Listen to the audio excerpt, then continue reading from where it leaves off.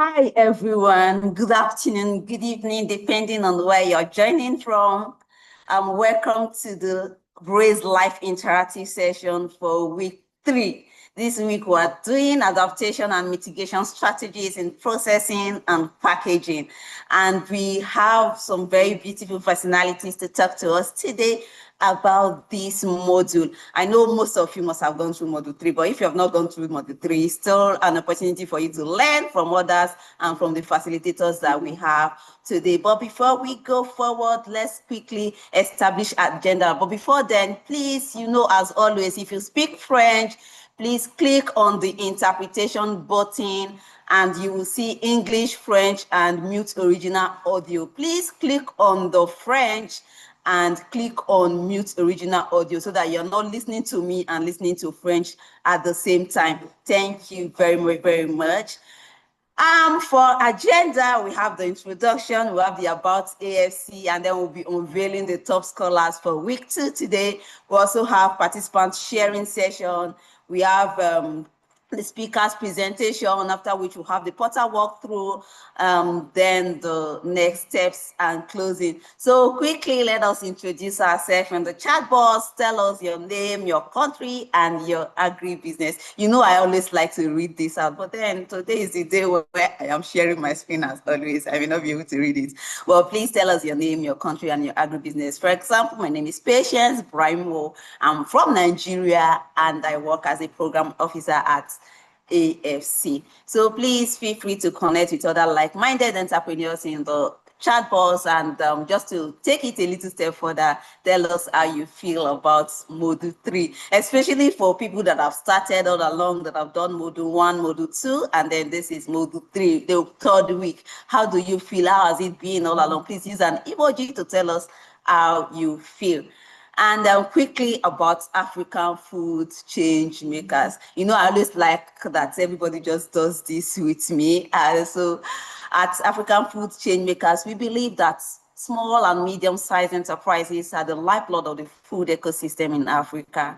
These enterprises are driven by visionary, dynamic, and innovative entrepreneurs who operate as primary producers, aggregators, processors, distributors, finance and technology providers, chefs, cooks, consultants, and innovators. We call them change makers. That is to tell you that you are a change maker, because I know that everybody here fall into this description. So these change makers are faced with the devastating impact of climate change, global and local risks and shocks, macro and microeconomic challenges. These entrepreneurs need funding, they need training, they need visibility, market linkages, and a community of support to successfully scale their businesses.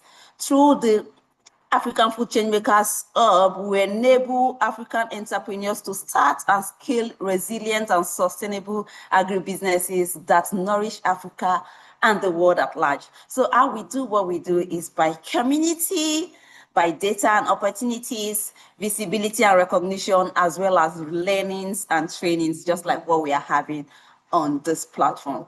So quickly, would want to meet our top scholars for week 2. So I think I need a kind of morale to be able to do this. So from in the comment section, let's start celebrating our top scholars for this week. It is not easy, and some people actually met with the criteria of scores, but they couldn't attend live interactive session. So that these people have been able to meet up with the scores and also the live interactive session is something really, really to celebrate. And for this week, we have our top scholars from different countries. We have Nigeria, so plenty here actually. But then we have Lueng Nina Brazilienge. I'm sorry if I'm not pronouncing or calling the names where I'm so sorry, So we also have Adegoke Blessing. We have Abdul Kadri Shehu. We have Jamila Muhammad. We have Mahmoud Muhammad Sheshi. We have Adeosun Rahim. We have Adewale Daniel, Josiah Adede Adina. We have Sheila Mbey. We have Fred Kingetich Siameto. We have Robina Kojo.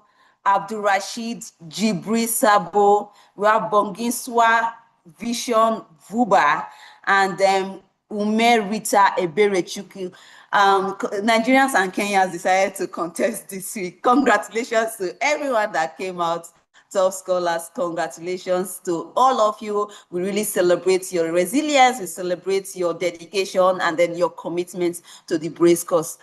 Well done, and thank you for being dedicated to this program. Please, we're going to be posting this online on our different social media pages. Please, if you see it, like it, comment on it, and share with other people. We're also going to be dropping this for those that are top scholars that will want to celebrate themselves in the various social pages, right? So congratulations to everyone. We look forward to the top scholars for week 3. I can't wait to celebrate all of you that will come out top scholars for week 3 next week. All right, congratulations to everybody, and let's see congratulations in the comment section also for those that have come out top scholars for week 2. So quickly we'll go to the participants sharing session. What is it that you have learned in week 3, sorry. Week 3 that you would like to share with us? What's your very key takeaway you would like to, talk to us about? We really like to learn that people got some values from the module, right? So quickly, let's see your hand, and I would ask that you unmute and speak to us. So I'll just stop sharing so that I can see people raising their hands. All right, so please,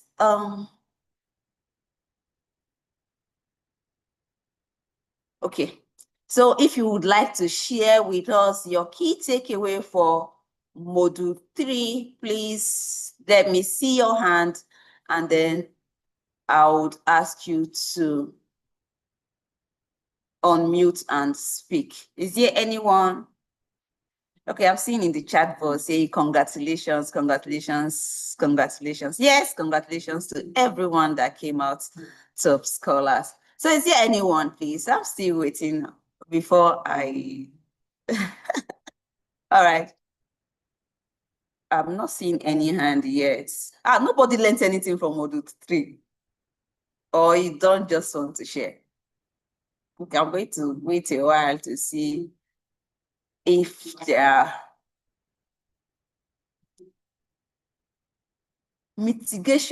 adaptation and mitigation strategies for processing and packaging. Has anyone learned? Oh, Safianu Mukhtar. I think I can see one. And okay. All right, thank you. I'll ask you to unmute and speak. Please go ahead. Hi, Safianu. If you can hear me, I'm asking you to unmute and speak.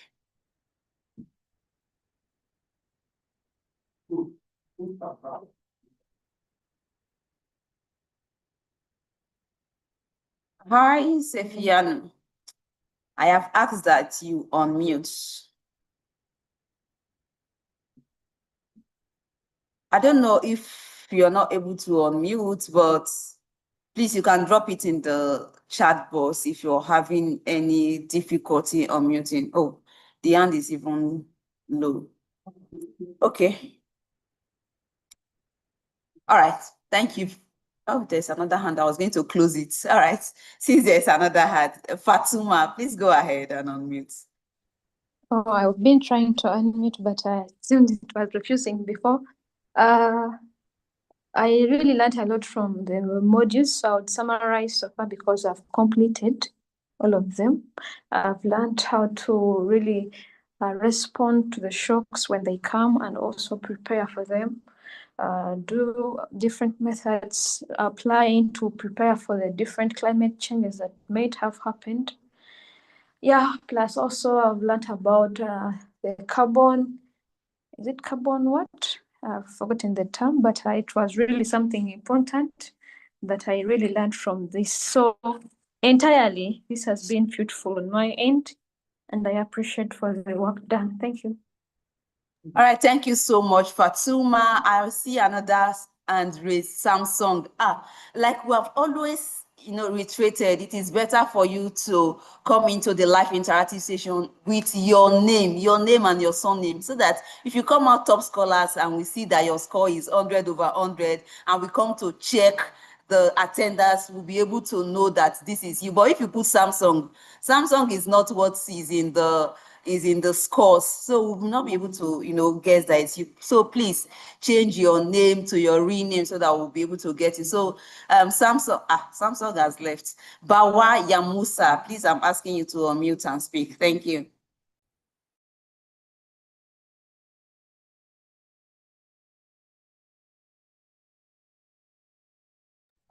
Hi, Bawaya Musa. If you can hear me, I'm asking you to unmute and speak. Please unmute.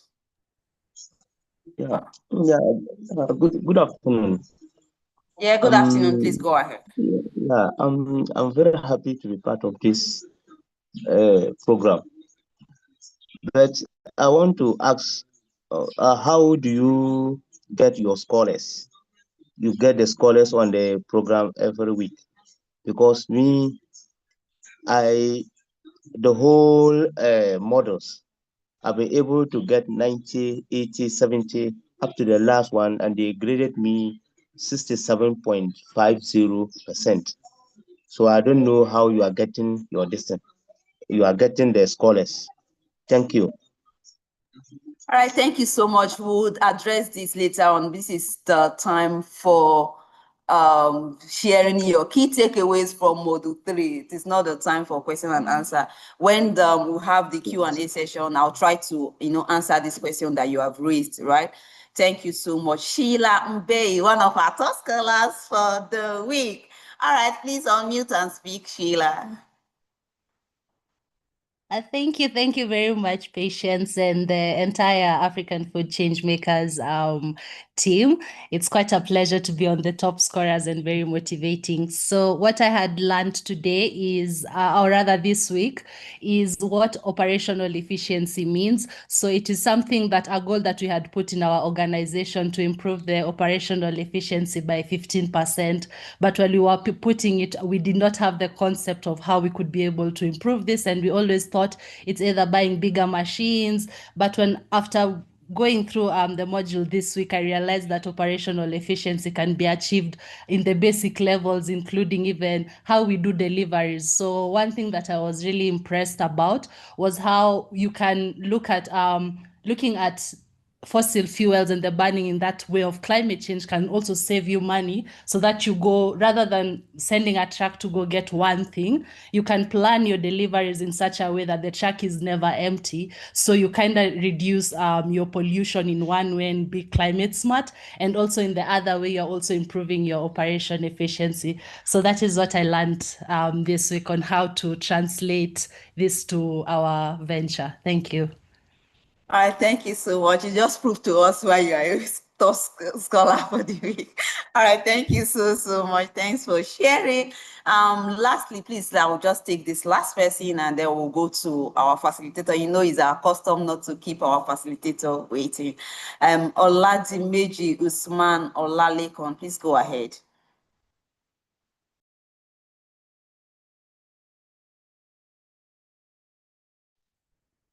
Good afternoon. Good afternoon. Please go ahead. I'm Usman from Nigeria, Ilorin to be precise.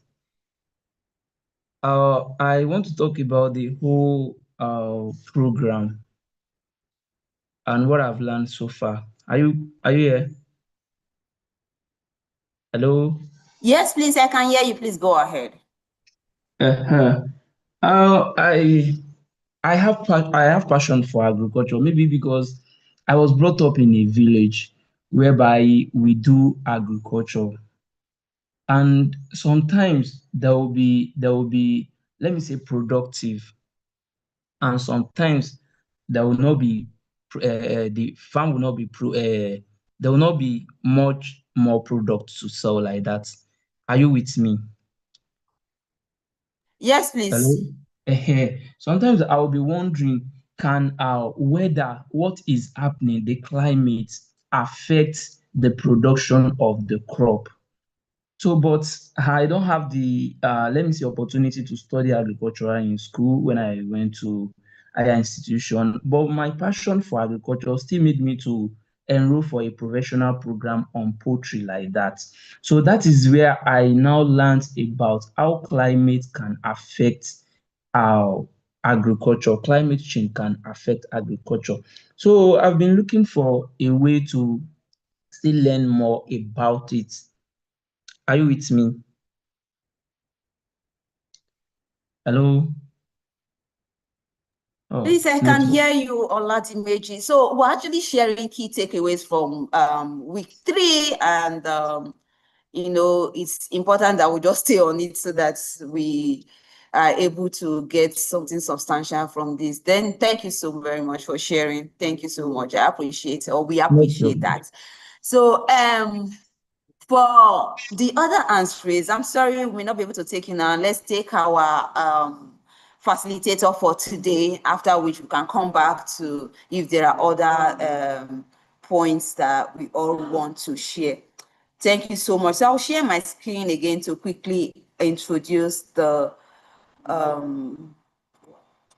facilitator for today. Okay.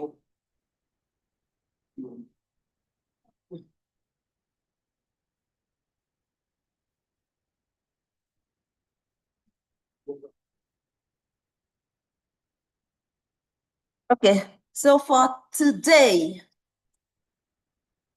our first facilitator for today is Ngozi Roland. I'm sorry, ma, I cannot pronounce the middle name, so I'm just going to leave it as Ngozi Sarah Roland. She's the founder and CEO of Sem Foods and Spices Nigeria. She's a visionary entrepreneur and business coach with a strong background in agricultural economics and an MBA. As CEO of Safi Events Managers and Sem Foods and Spices, she leads in events management and healthy food processing. She serves as Deputy Hub Lead for SBN and is an African Food Changemaker Regional Ambassador. Aren't you proud? I'm so proud. Ngozi is also the founder of the Brandpreneur Mentorship Foundation, empowering women and youth through business and skill development. Recognized with multiple awards, she is passionate about women's economic empowerment, entrepreneurship, and capacity building across Africa's food and business sectors. With a very wonderful, bouncing, sounding, beautiful, whatever ovation you want to use in the comment section, let us welcome Mrs. Ngozi Roland to the virtual podium. Thank you so much, everyone. Please let me see you saying welcome to her in the comment section before I call her. Okay, all right. I can see all of the love emojis and okay. All of the love emojis and all that. I can see them. In fact, the love showers is thank you, thank you. Now we can probably bring her to the virtual podium. Good evening, ma'am. Ngozi, can you hear me? Yes, I can hear Good you evening, clearly. ma'am. Good evening. I'm So I'm logged just going on to leave my the podium laptop to you. and my phone. I'm locked up on my laptop on my phone because the network has been acting very funny. But I said, no, not today. Thank you Not so much, today. African, for the wonderful work you're doing. Thank you for this great opportunity to share my experience. I think it's also amazing to know that I'm an alumni of the BRACE program. So I'm here to share from the experience point of view. So I'm not here to teach you what you have learned, but I'm here to just pick out some points to show you how it has worked for me and how it has helped transform my business. I have a PowerPoint. I don't know if you have it, if you want to share it, or I can share from my end. Okay. So if you want me to share it, I can share from here. Do you want me to share from here? Yes, please go ahead. All right, all right. So how is everybody and how is the BRACE program coming up? Trust me, you have started a journey that will turn your business 360. If you don't only accept and learn, but put into practice all that has been taught in this past few weeks. Because really, is not just a program, but is a transformation step for every business who is serious and ready to grow. So today I'll be talking about adaptation and mitigation strategies in food processing and packaging. Like I was introduced, my name is Ngozi Roland Onyegunwoke. I think I would like to introduce myself as the CEO of SEM Foods and Spices. SEM Foods and Spices is a climate-smart agro-processing company. We are into the processing, marketing, distribution of natural spices, date powder, granular cereals, dehydrated fruits and vegetables, herbal teas, and more. So I'm here. I'm sure you got from my introduction of what I do that I say I'm a climate smart agri processing company, right? I will tell you that all that came into bear after my BRACE program. So trust me, all we are doing here is not a joke, and that's why I'm here. I'm here to tell you that beyond just gaining knowledge, if you put it into practice, it works. So we are not just here to teach you theory, we are here to show you things that are working and how it has transformed businesses. So the objective of today basically is to define what mitigation is, what adaptation is in the food system, to explore key strategies in food processing, also in packaging, to identify packaging innovation that supports sustainability, and highlight best practices and opportunities for stakeholders. So I'll be using my business as a point of reference as we go ahead in our discussion today. I hope we're excited, because me, I'm excited to meet you people. So I hope we are really excited and open to learn. Of course, before now, we all know what climate change is, right? The long-term change in temperature. Everybody is feeling climate change. Climate change is not something that is far-fetched. It's something everybody's living in. In the cold area, they are seeing why it's getting colder. In the dry area, they are seeing where, you are suffering from drought, you're suffering from flood. Everybody is feeling the heat. And in agriculture, I think that's where the major heat is being felt, because based on forecasts, there's tend to be food insecurity in the coming years based on the effect of all these climate changes and all the activities we have been doing over the years. So mitigation, when you hear mitigation, what does mitigation mean? Mitigation is just actions taken to reduce greenhouse gas emission and environmental footprint. Yes, we know what climate change, the effect of climate change is, but what actions do we take to reduce this effect? The effect has been caused, right? The damage is there, right? So now when we talk about mitigation, especially in the processing sector, we are talking about actions that we can take to reduce. So we don't want the situation to get worse. So what do we need to do to reduce this effect that already started, to reduce it from escalating or from getting worse? Talking about mitigation as well, we're talking about prevention and reduction of this harm. So how do we reduce it so that we don't cause more issue or cause more problem for ourselves? And the problem that have been caused, how do we even reduce the harm and the effect in our business and our processing? Because I believe most of us here are also into agri-processing as well. Then, of course, you're talking about things like switching to renewable energy. These are things you're going to talk elaborately in the subsequent slides. Then when you talk about, or when you hear adaptation, we are talking about adjustment made to cope with current or future impact of climate change. So you see that everything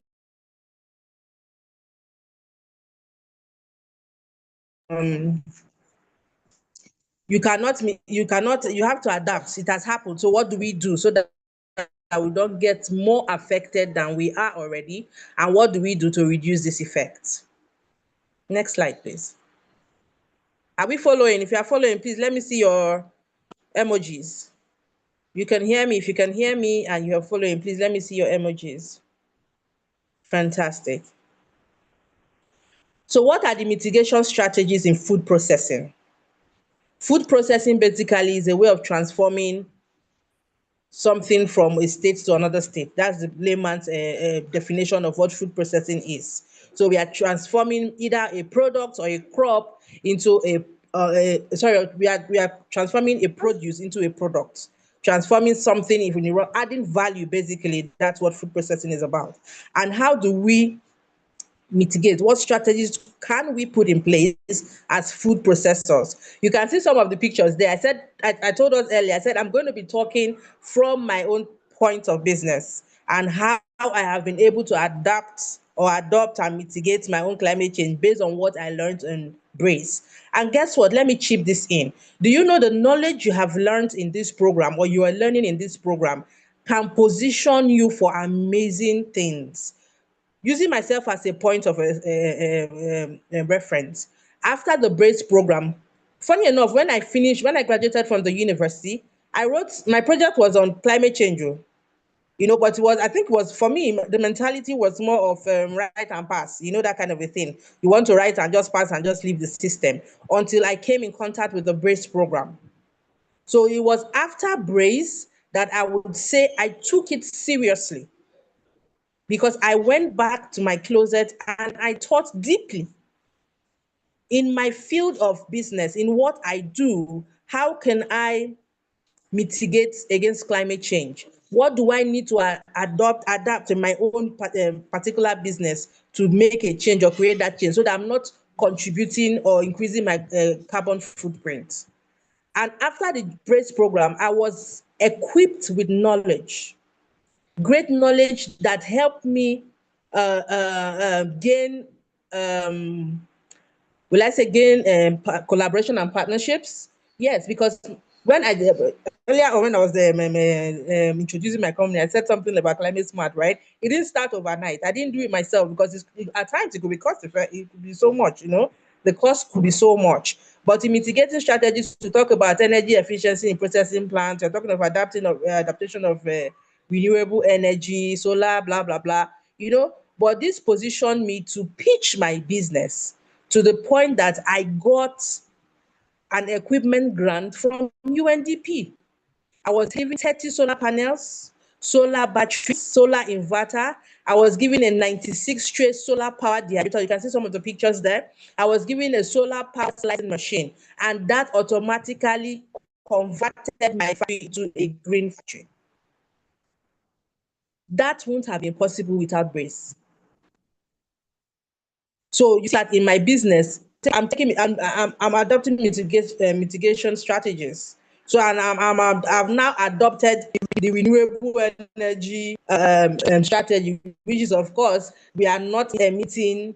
When we talk about burning fossils and all that, we are emitting and increasing the green effect. But you can see now we are green. So you see that beyond the Brace program, what Brace has even done to you, or what Brace has added to your business, is to even position you for grants. So now you can boldly apply for green grants. And trust me, there are opportunities in this sector. Like I said earlier, because of the climate change effect, there is a focus of food insecurity. So you see there are a lot of organizations, the government, a lot of NGOs are interested in investing or funding businesses who understand this thing and who are taking steps to prevent the damage that's foreseen. So using, of course, food wastage.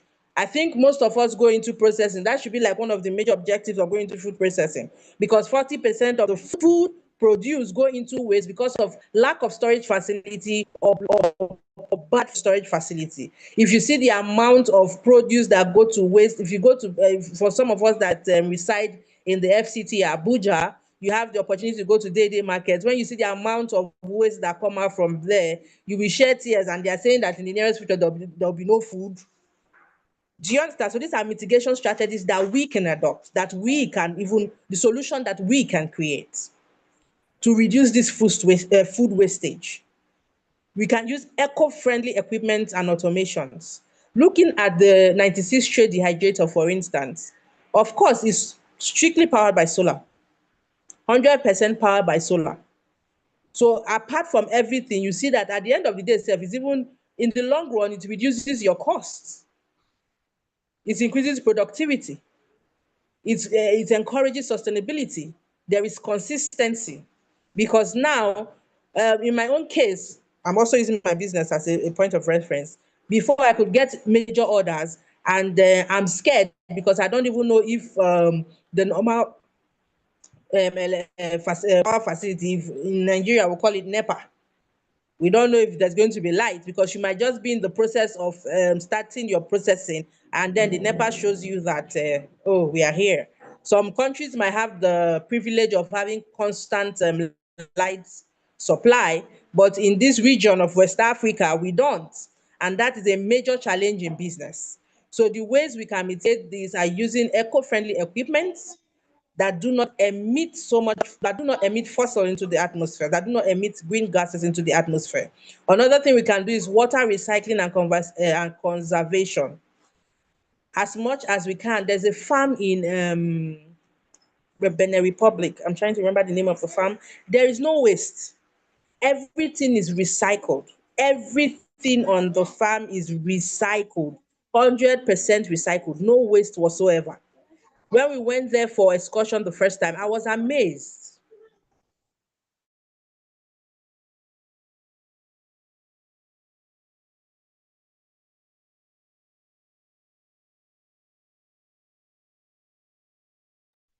Oh, sorry, I started. So everything in the farm is recycled. I think some of us, if we have the opportunity, we might want to visit places like that so that we can really see evidence of what is taught on the BRACE program. Next slide, please.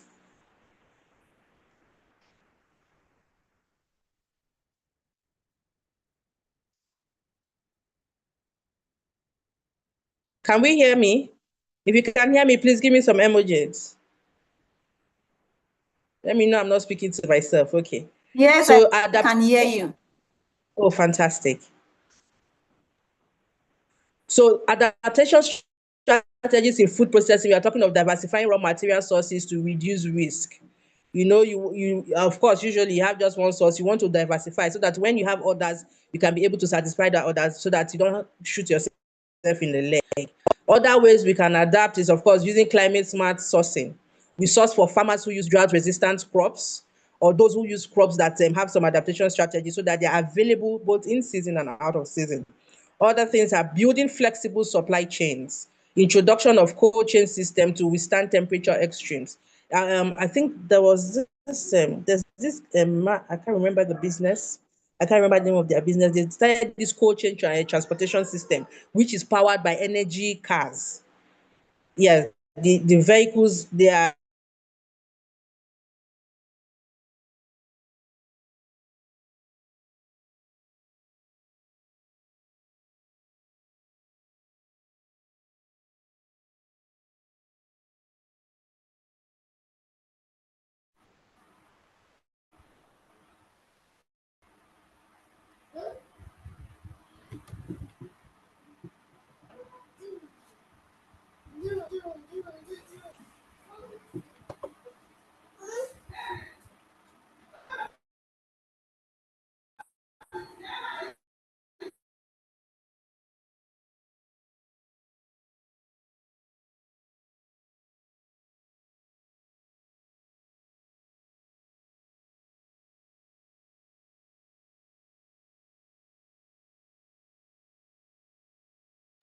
Hello, Ma. If you are still speaking, we cannot hear you.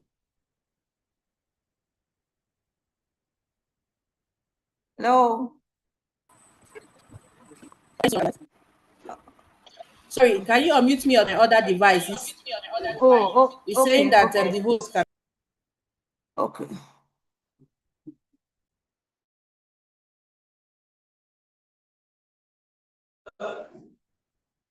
Oh, sorry about that. The network took me out. Can we hear me now? Yes, I can hear you now. Fantastic. Thank you so much. So we're talking about the cold chain. I think there's this company that's coming out with solar powered vehicles that have a cold chain system for transportation of vegetables and farm produce. That's another amazing adaptation strategy. Then, of course, training workers on new related risks. You can see I'm the one in that picture. So this presentation today is as real as possible. I'm showing you how it's working. So beyond the knowledge I have gained, I have also started transferring this knowledge to local women, local farmers, to see how they themselves, because the change begins with you. the change begins with you, and then there's a ripple effect in those you bring to also gain this knowledge that you have gained.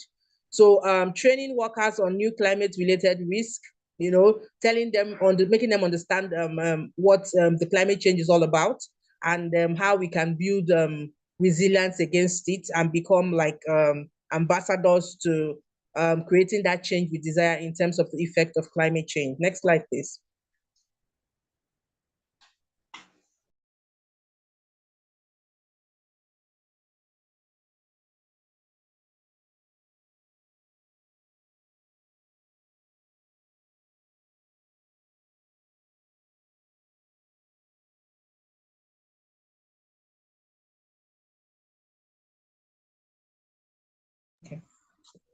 Okay, sorry, it's going off and on. So mitigation, we have been talking about food processing, right?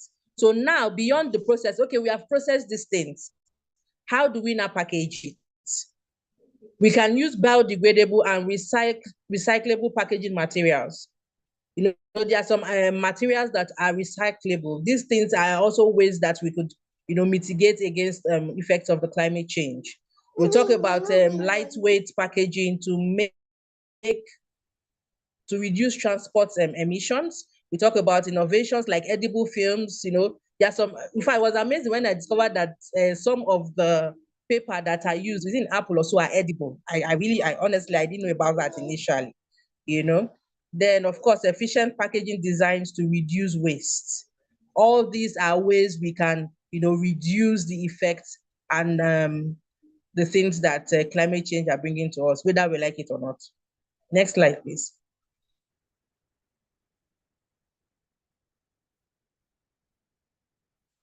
Can we hear? Okay.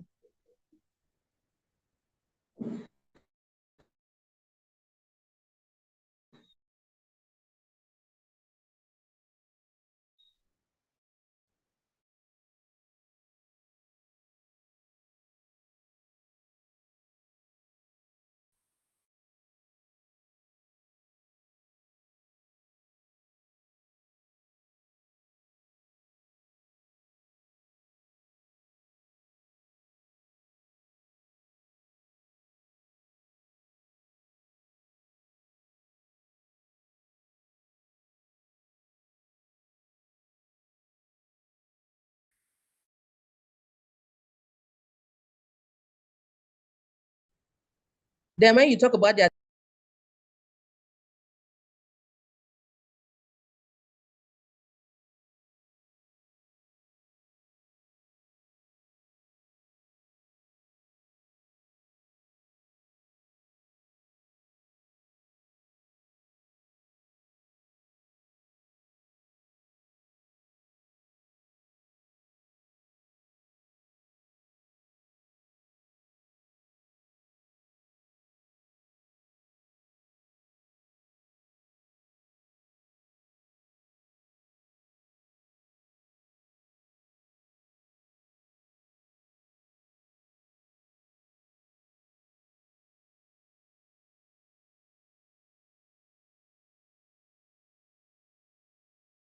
okay.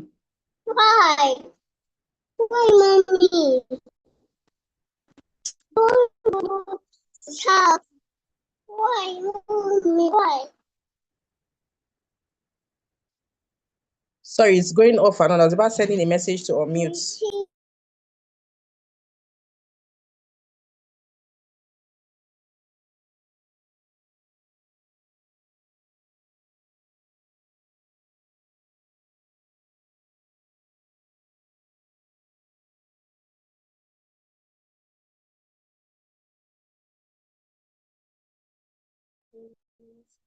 Sorry, the network here is pretty bad, so it's even disconnecting me from both stuff. Anyway, but let me just round up quickly.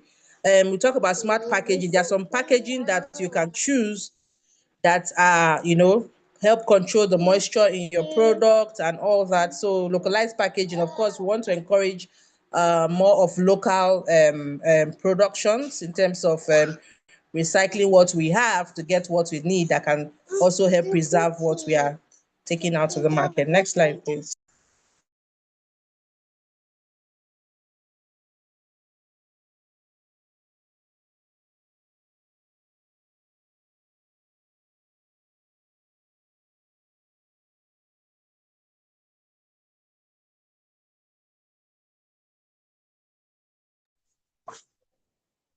Sorry about that. Next slide, please. Okay.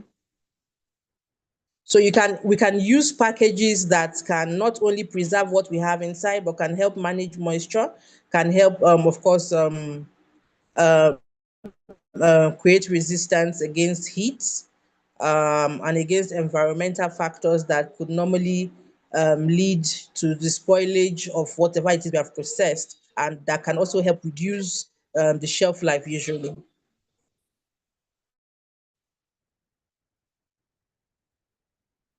Next slide, please. Can we hear me?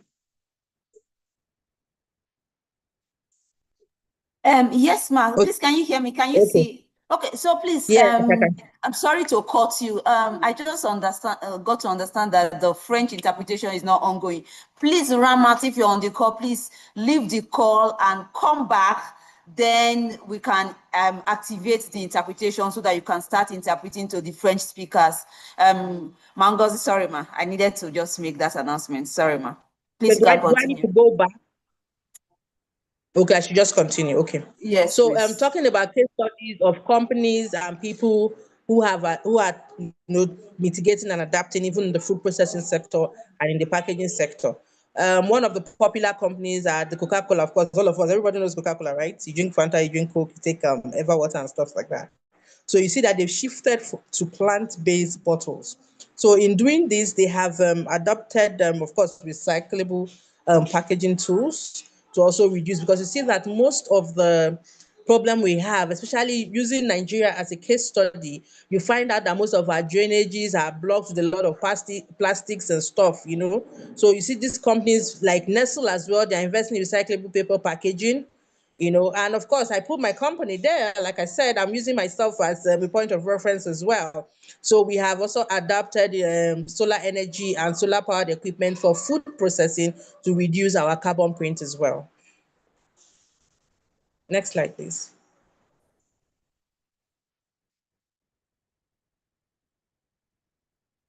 So what are the benefits of mitigation and adaptation in food processing? Like I mentioned earlier, it improves sustainability and brand reputation. You see that your business is more sustainable. And trust me, if there's a lot of funding opportunities for the greens that are available in the climate change space, in the green space. When you hear them talk about green, of course, they are talking about climate change. So you see that if your business can show that it can be sustainable, and of course, your brand have built a green reputation, you stand a higher chance of getting these funding opportunities. You stand a higher chance of getting collaborations and more. And I'm talking about reduced cost in the long run. Yes, the cost of acquiring these things on your own might look a bit expensive, but in the long run, you see that that cost is even nothing. You see that it has reduced your production cost to a minimal, that your business is even more profitable and your business is more competitive in the market. So that is one major benefit that we get from it. And peradventure, you get a funding opportunity like I was able to get, you will be amazed at how much cost can be reduced. Because the major challenge for us in the food processing business in West Africa, in Nigeria to be precise, is the major challenge we had this year, from the past year, I would say, is the cost of raw materials. It has been crazy. The cost of raw materials has been really, really crazy. So you see that it's difficult for us to be competing in the market because you don't want to sell below what you know. When you're talking about cost, now we're not just cost of production, we're not just talking about cost of raw materials. We are talking about cost of electricity, cost of, you know, every cost is increasing. You know, the inflation rate is just crazy. So with this empowerment that I got, it has helped me, because I'm not talking about how to pay electricity and all that, you know. And then it has also increased capacity for me. So you see that I can produce more at a reasonable cost, and you see that I'm making more profits. I don't know if we understand what I'm saying. Based on the fact that I'm now using solar energy, one, consistency. I am sure that I can produce as long as I have energy to, you know, as long as there are orders. You see that I can even take more orders because, one, my capacity has increased. Two, I'm not spending money on electricity. And the amazing thing about solar power is that as long as there's light, your batteries are charging. So it's been an amazing experience for me, and for those of us in FCT that would also like to come and look at what the facility looks like. I think AFC has done like a video on it and a documentary and all that. It will be out.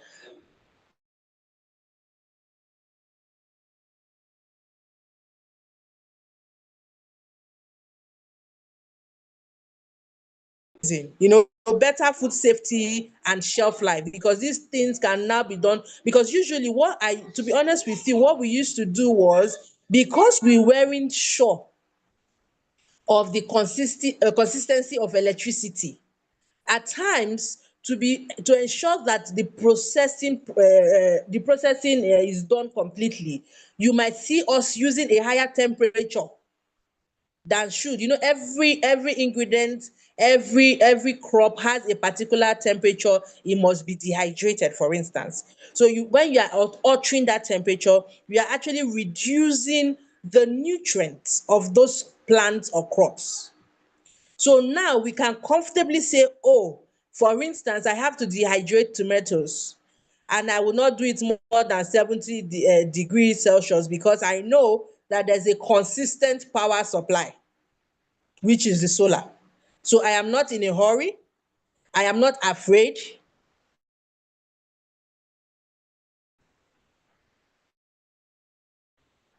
You understand? So I'm doing things fear or whatever, and I'm getting my products done. So you see that there's food safety. The shelf life is even extended.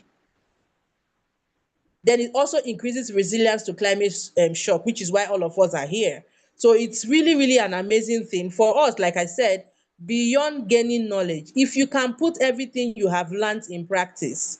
Me now, I'm an advocate of module 3, right? If you can put everything you are learning in module 3 in practice, you will be shocked. It will position you first for funding opportunities. Second, reduce your costs. Third, make you competitive in the markets and increase your capacity in the long run. So it's very important for me as a person, and I think it should be important for you as well. Next slide.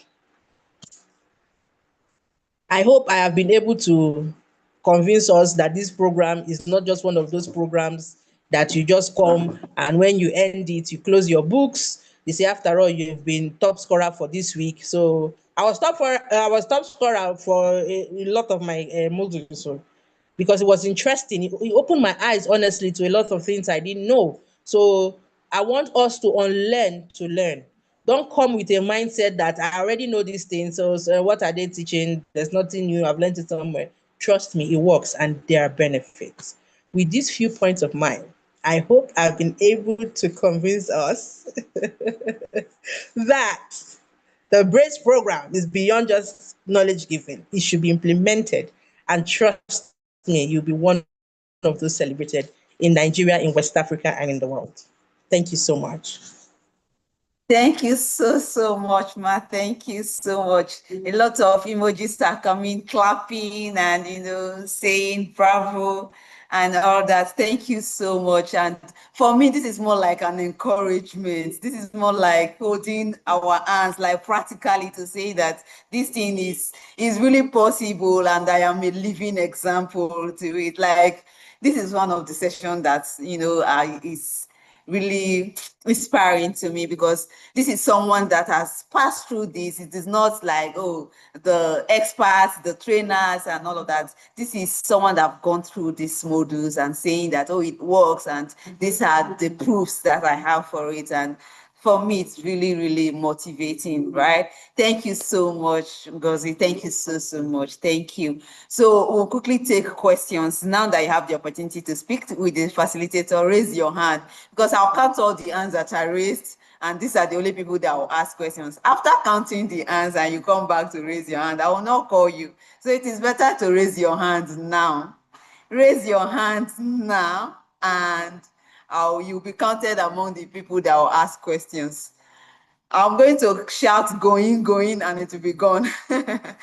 So please raise your hand. I'll call you to ask your questions. Okay, I already have plenty hands. Please now, calm down. You push your calm down. I have 1, 2, 3, 4, 5, 6, 7, 8, 9, 10, 11 hands. Okay, let's see how far we can go. It's okay. I will not call you again if you raise your hand. Thank you so much. So quickly, straight to the point. You know we have many hands raised, so you just go straight to the point and ask our facilitator whatever question that you have, and I'm sure she'll provide answers. So we'll go with Budi Yang Emmanuel Buga. So please, I'm asking you to unmute and ask your question.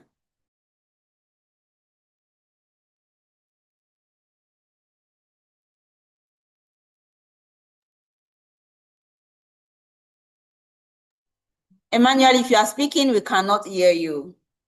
I see that you are not muted, but we cannot hear you. Or is it me? Is it just me?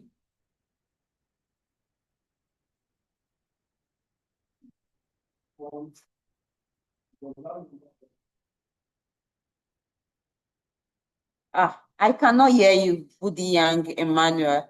Maybe you might have to drop I'm off not and hearing come anything back. either. Yeah. So let's just go to the next person. Andile Gaza. Please, I'm asking you to unmute and speak. Andile. Hello. Yes, please go ahead. We can hear you. Thank you so much, Mama, for that presentation. I'm Andile Gaza from South Africa. And it's so inspiring. But one of the challenges that we get when we go to these institutions for funding is that, especially from our side, they will ask us about financial projections. They'll ask about securities. They'll ask about history of your company, and I know there's a difference between a grant and semi-grant, half grant, half funding, and so and also commercial funding. How did you how do you manage that? It's a maze of minefields. How do you manage that, just getting that truth, or that because the question is that if I give you this much, if I go to someone who's like, okay, I want my money back, how much am I gonna get back and when am I gonna get it back? So things like that, how did you manage across?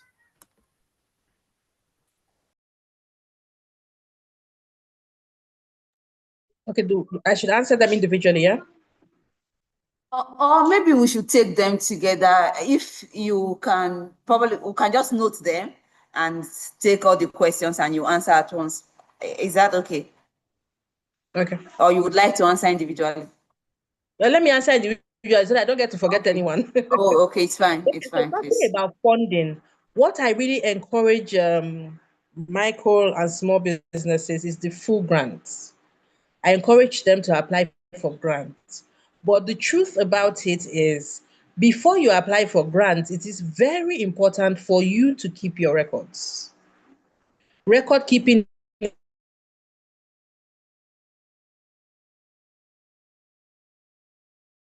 is very, very important. Imagine, or sorry, the head of an organization that gives out grant for public green grants or SMEs and all that. They want to ask you, okay, what is your total revenue for last year, for instance? What is your metrics in terms of total production?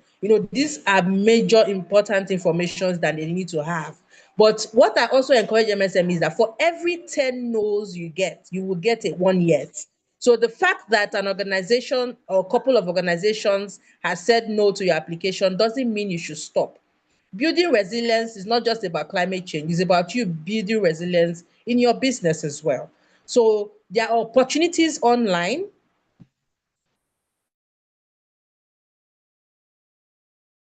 Any opportunity you see, you apply. In fact, it's applied for this one. So you keep applying.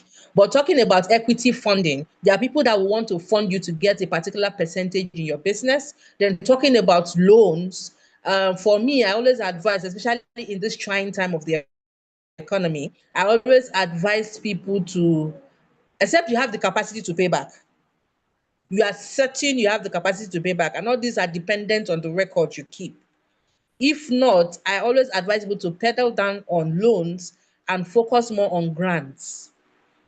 Everybody at some point in business, we need loan to grow or scale. that is acceptable. But looking at the economic situation at the moment that is not stable, you don't want to go and borrow money that at the end of the day to pay becomes an issue.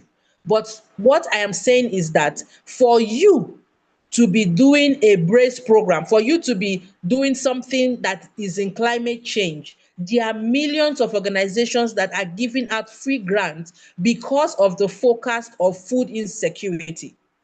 So that is an opportunity we can tap into. So what are the things you are doing in your business?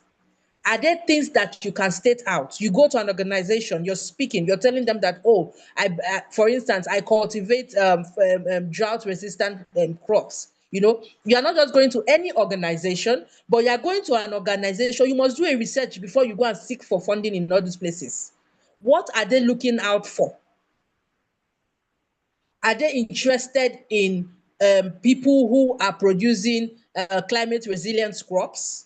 If they are they interested in people who are reducing their carbon footprints? You know, of course, in the BRACE program, they teach you how to convert that into money. So these are opportunities that are available in this whole climate change space. So you look for those organizations and you pitch your business. You must learn to pitch your business. And in pitching your business, you must state the important things you're doing to mitigate and adapt to the climate change effect in your line of business.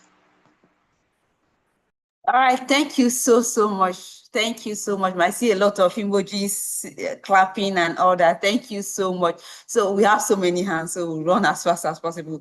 John Paul Olisa Emeka, please go ahead. I'm asking you to unmute.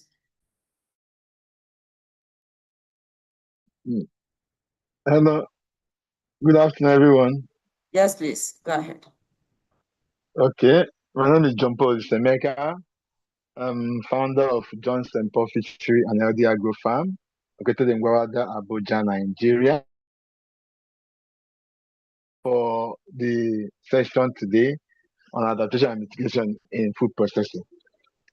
My question one is about how can you be of help to us to access this grant funding links, because sometimes you discover that there's many people will just be posting things saying this and that, but how can you be able to help in terms of understanding the authentic ones? Yeah, because someone will not be for the plea in trying to scale up his business. Now, also the second one is, since you are within my locality or my location in Abuja, as you said earlier during your speech, you said that those who within can come around maybe to see and have a look at your listening. Please, you can you kindly share your address so that we that in Abuja you can as well come around to have a first hand, or on site, experience. It will also help to motivate us also. Thank you. Okay, thank you so much. While you're talking, I was also reading some comments at the group. First and foremost, AFC send grant link. I know that. Are all BRACE students? Are you all members of the AFC? No, if you are members, of course, AFC send. Oh, okay. Hello, I can hear you. Hello. Okay, I can hear you now, sir. Okay. I like example when the link they sent to on the page. I was even trying to ask Ms. Patience for that. We try to use that link to join. After when you have filled the whole form to the end, you now click submit. It will be rolling. Yeah. For ages. It will not go through. I've been making that trial. I don't know why. I say I even what we're going to do, they will help us out. Okay, so for anybody that is having the difficulty of joining the AFC platform, please, you can reach out to me or anybody in the admin group. We'll try to help you through that. But please, you have to be an AFC member to enjoy the opportunities that Ngozi is talking about. That's why I'm surprised when they're talking about genuine grants. That's one of the benefits of, I'm a regional ambassador for AFC. So that's one of the things you enjoy. It's sent to your mail. It's sent to your mails weekly. So you have opportunities weekly sent to your mails. Then I was seeing a question on the Google. Somebody said, I think grants are mostly given to semi-established organizations. That is not true. I got my first grant in 2018. So this thing you're talking about is a mindset thing. The first thing, you must learn to pitch your business. It's your business, except you are doing it just to go by. But if it's your passion, if it's something that you love to do, if it's something that you own, the boldness in which you talk about what you do should be able, when you, of course, put 1 or 2 trainings together and all that, you can win grants. Yes. I'm a recipient of both international and local grants, and they started from day one. In fact, my first grant helped me purchase my first dehydrator. Wow. So it's a mindset thing. There are grant opportunities for startups. In fact, startups have even more opportunities. Yes, because every organization wants to be proud that they started your business for you. They want to be proud that they started with you from the ground zero. So startups have opportunities. So it's just for you. The problem is, one, record keeping, and the second problem is pitching. A lot of us don't know how to pitch our business. They ask you to pitch your business in 2 minutes, and you're saying things that are irrelevant. Do you understand? So pitching your business is something you need to learn. And there are training sessions AFC give daily, weekly. In fact, there's nothing you cannot get under the AFC. So you must be a member to be able to engage, and not just be a member, but be an active member, because you can belong to a group and you're not getting the benefit because you are not active. So on AFC, there's everything that you need is given to you. So one say, can you tell us some of the organizations that give grants? Of course, in AFC, they will let you know. You can also reach out. Sometimes if I have information, I can also share with the AFC team, and you can also get to get those informations as well. All right, thank you so much. Joseph Badejo, please go ahead. All right. Thank you for the presentation of today. I hope everyone can hear me. Yes, please go ahead. All right. It's been a wonderful time, and today's presentation, I've been trying to join another presentation, but thank God I joined the one of today. So in the mitigation aspect, really, Joseph Badejo by name, JBA Fish Farms, here in Lagos, Ikorodu, Nigeria. So my question is, when we talk about mitigating and climate adaptation in fish farm, where you practice in let's say swampy environment, and all you just try to do is feed your animals, that's the fish, then some livestock, and the water you channel them down to the, let's say, the swamp close by. When you are channeling your wastewater to this swamp, are you not mitigating? Isn't it an aspect of mitigation, since you are not exposing your wastes to the environment? Or which other means are we going to be mitigating our waste in this kind of field? Then in the aspect of cold chain and the likes, how do we or how can we be helped? Because the cost, I've tried to do some background check on cost on the cold chain vehicle, and the costs are very, very expensive. You cannot try and say you want to go and get one and start distributing within, let's say, 1 million or less than that. So you have to have more. But a startup, as she said, with that volume or amount of money, is just too expensive to get. So how can we be helped in such means? Thank you.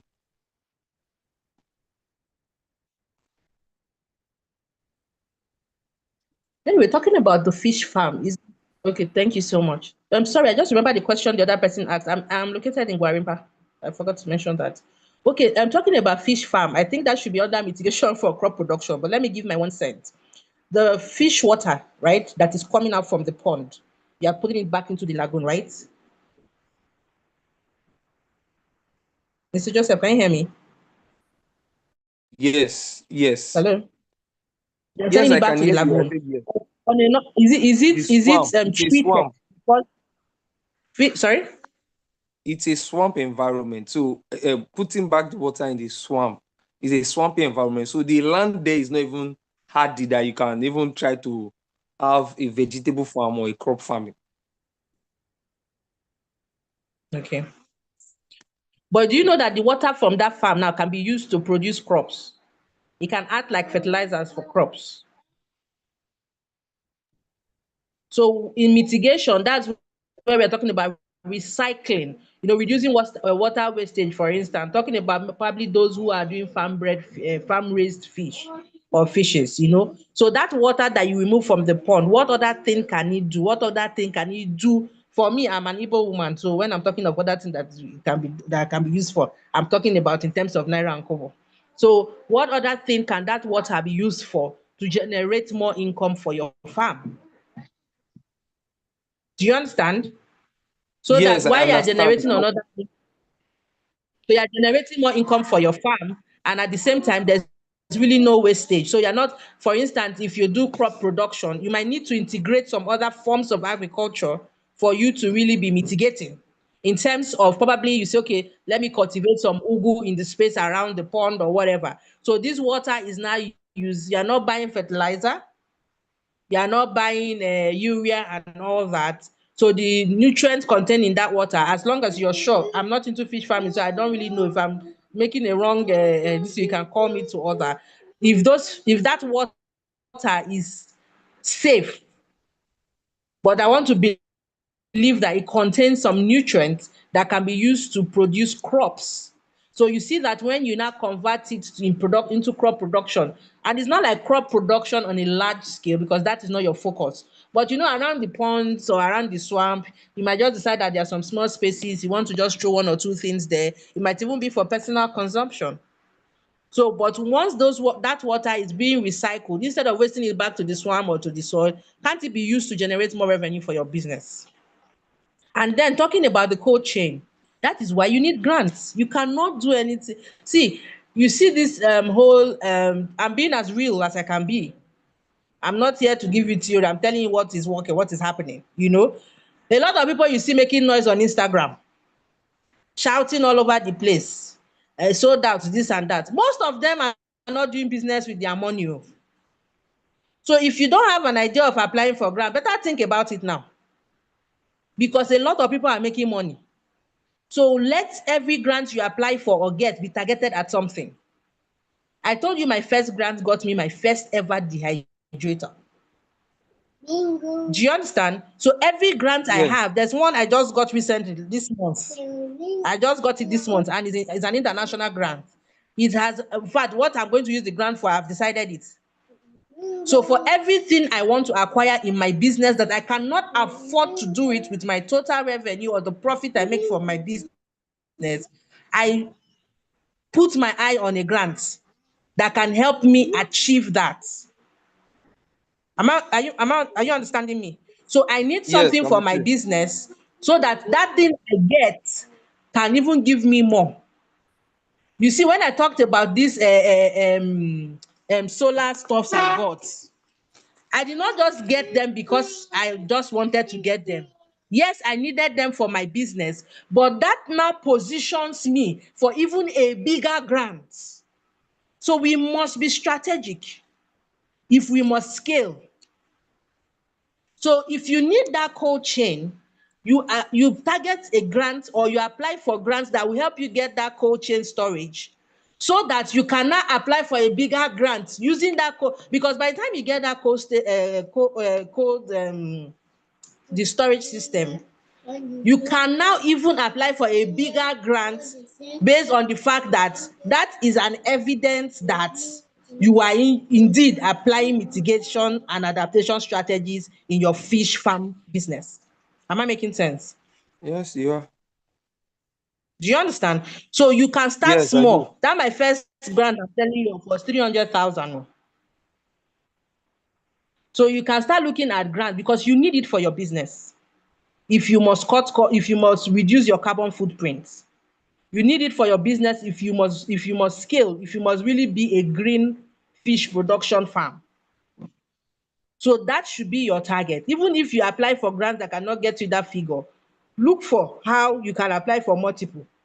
Raise the money to do that, because in getting that thing, I bet you would even open more doors and more opportunities. Because when they now ask you for records, they ask you for assets, for instance, and you name that. For that, they will say, this guy knows his onions. He's really serious about what he's talking about, and we can put our money in his business.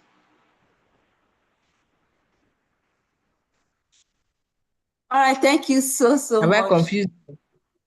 Thank you. Hope I did not. Hope you are not confused, Joseph Badejo. I am not confused at all. This thing is what I've tried over. At least the farm started officially 2019, and as I'm talking to you now, we are almost closing up based on flood and a lot of other issues. But as well, I will try to use some of the knowledge shared from here. I would also leave my number at the end of the session. So as many of you that wants to just, we can brainstorm together and see what we can do. But for me, as an SME, giving up is not an excuse. It does not exist. All right, thank you so much. Thank you. I will see how many answers. Okay, Jerry Quagner, please go ahead.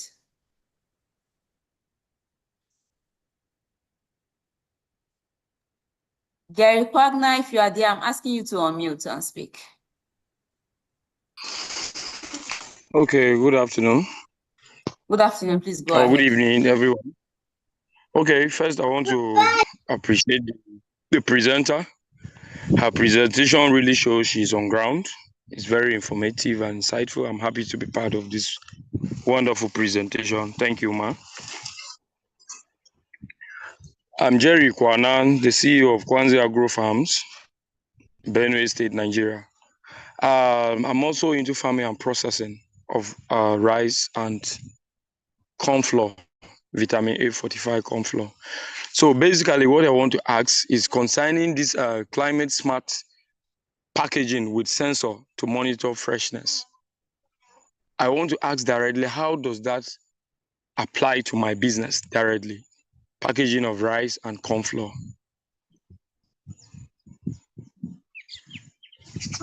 You can use it's pouches, they come in pouches. So you can use those pouches for your corn flour and rice. And you see that it can last longer than usual because the moisture content is, I didn't get. Sorry, say it again. The network. I said you can use it in packaging your product. You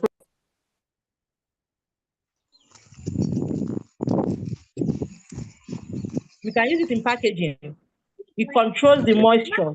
So what happens is that at the end of the day, you see that the shelf life of your product lasts longer.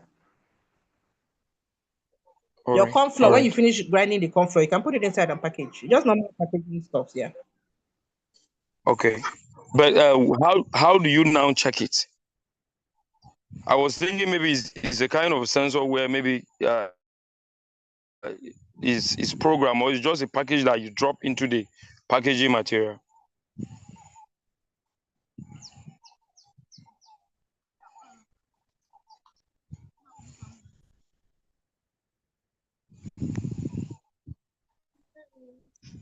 It's like putting it in an airtight let's say container, like an airtight packaging. Do you understand? The essence of it is basically that you know that once it's sealed, no air goes in, no air comes out. But what I always encourage food processors is, for every production I do, I bring out a sample that I keep in my shelf for longer than the expiration date to see how it does. So I could say, okay, I keep something in my shelf because most times I want to be careful in terms of integrity. A company or whatever may tell you that something does A, and at the end of the day, you might not A has been shipped to the market, so you don't know if that A is being satisfied or not.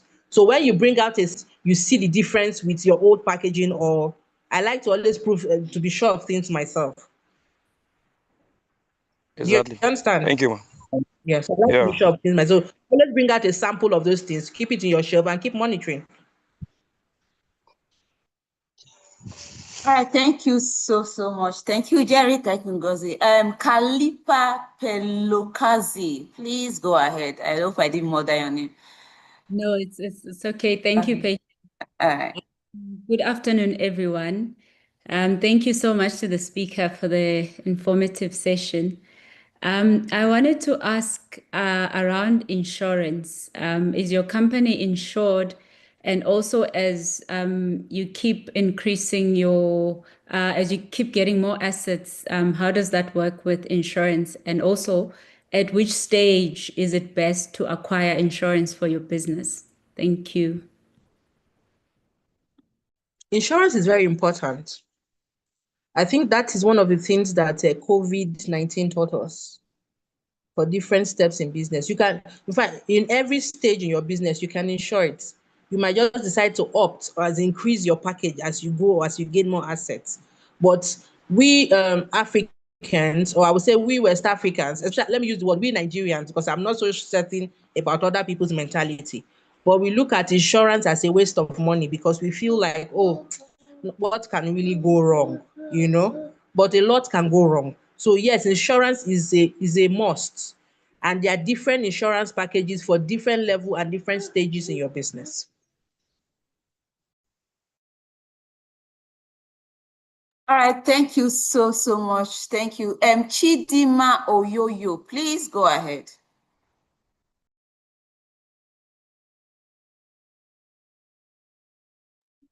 Hello. Yes, Good please go evening. ahead. Can you hear me? Good evening. Good evening. Please go ahead. So please, I'm so grateful for this training. It's really relate to me. Thank you, the speaker, for today. I'm Chidima from Abuja, CEO Chidim's Logistics.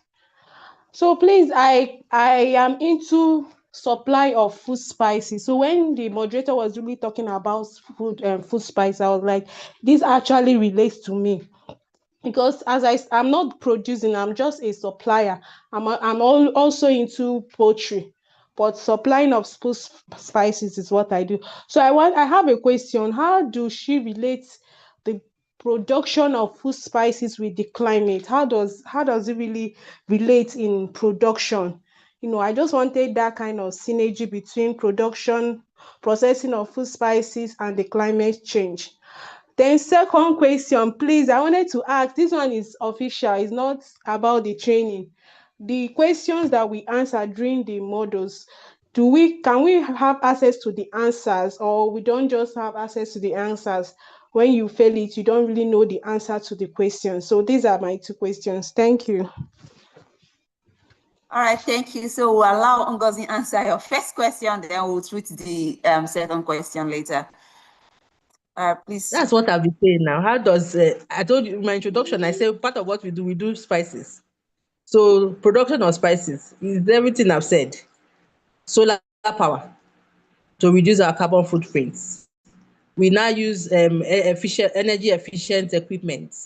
I told you about a solar powered dehydrator we use in our dehydration process, the drying method. Also in processing of spice, you talk about recyclable packaging. So these are the different ways you can relate spice production to the climate. So from inception, you are looking for, of course, part of the mitigation strategies we talked about was multiple sources of suppliers, looking for diverse suppliers. Then, of course, focusing on farmers who use probably drought tolerant crops and stuff like that. So you are even starting from the farm, from the source, from the raw material. So when you get this raw material, you go to your facility, you use solar power, solar energy to process your, stuff. You recycle everything that is used there. That's basically how you can relate the spice production to climate. So everything you do basically till the packaging is still relates to climate change. All right, thank you so much, ma'am. We're seeing Uganda. Please go ahead.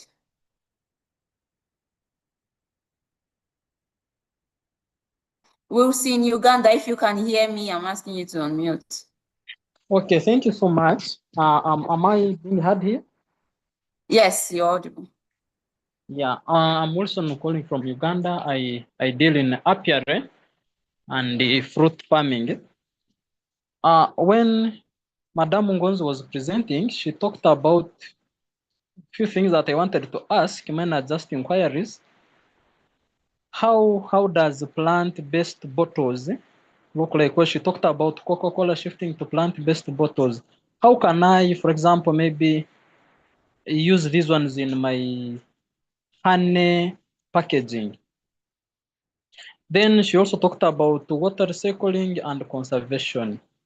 How are these ones related, or how are they different? Thank you. Sorry, come again. I didn't really get the question. I'm saying, hello? Are you getting me? Sorry, my network is a bit shaky. Come again, sorry. Hello, you are getting me there? I can hear you now. Yes, I'm saying, when you're presenting, you talked about plant-based bottles. Yes? Plant-based. When you're talking about mitigation strategies in packaging. Yes. Yes, you gave a case study and example of Coca-Cola. Yes. Network is not so good. Can you hear me clearly? Can you please type it in the comment section, because my network is, I stopped at plant-based something. Yes, plant-based Are you bottle. talking about the packaging? Yes, Are you talking packaging. about the packaging? Yes, Okay. yes. Okay. I'm talking about plant-based bottles that you talked about, and as Oh, you okay, gave. bottles, talking about Coca-Cola. Yes, Coca-Cola. How can I borrow that kind of packaging in honey packaging, because they deal in apiculture, in bees? Can it really work there? I don't know what is workable in Uganda, but the plant-based bottles that is used by Coca-Cola, you're asking if you can use them for your bees or something? Yes. How do they look like? And if I understand them, then can I use them?